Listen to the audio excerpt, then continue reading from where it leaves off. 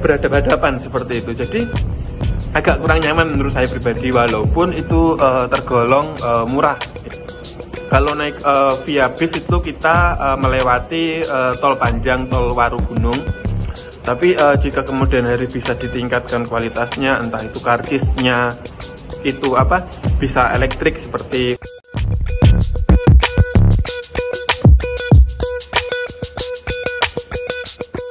transportasi merupakan salah satu program pemerintah yang sangat prudensial dan mendasar, sehingga di mana suatu negara bisa dikatakan negara itu maju atau belum maju itu bisa dilihat dari salah satu faktor transportasi di negara tersebut. Apakah transportasi di negara tersebut bisa sangat efisien dan mudah dijangkau oleh masyarakat.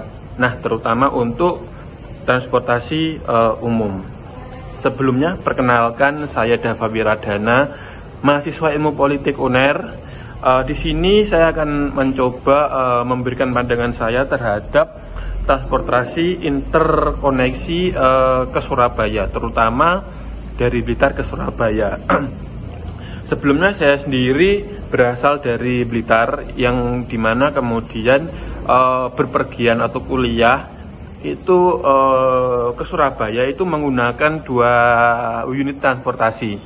Yang pertama itu ada kereta dari PT KAI, yang kedua itu menaiki bus gitu, seperti itu. Nah, yang ingin saya sampaikan di sini untuk pertama, untuk perjalanan saya naik kereta dari Blitar ke Surabaya itu ada 2 tipe. Yang pertama itu ada tipe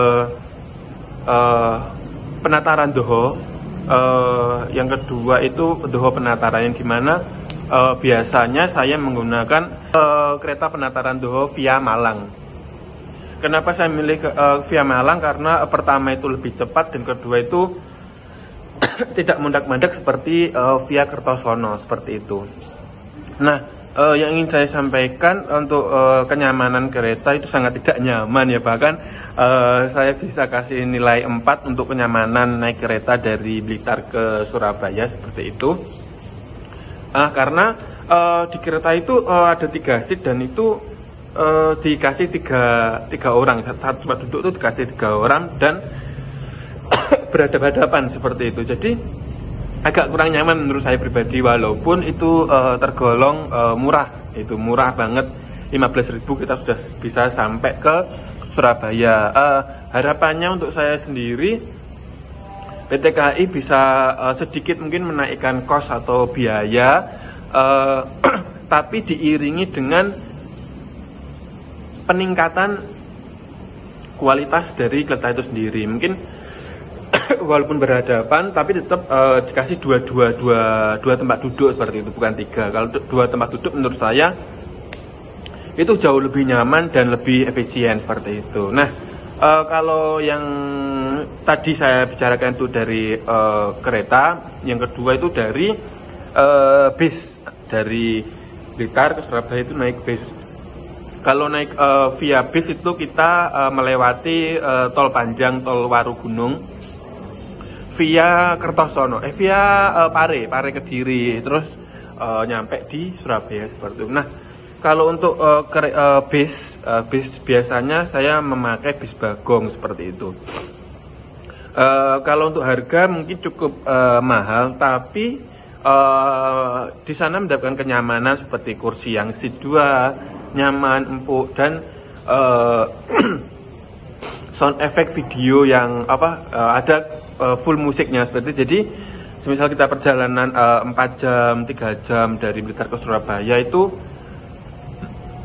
cukup nyaman dan cukup istilahnya cukup efisien, seperti itu. Walaupun agak merogoh kocek, tapi menurut saya pribadi saya sangat nyaman ketika berpergian itu menggunakan bis Bagong, seperti itu. Nah,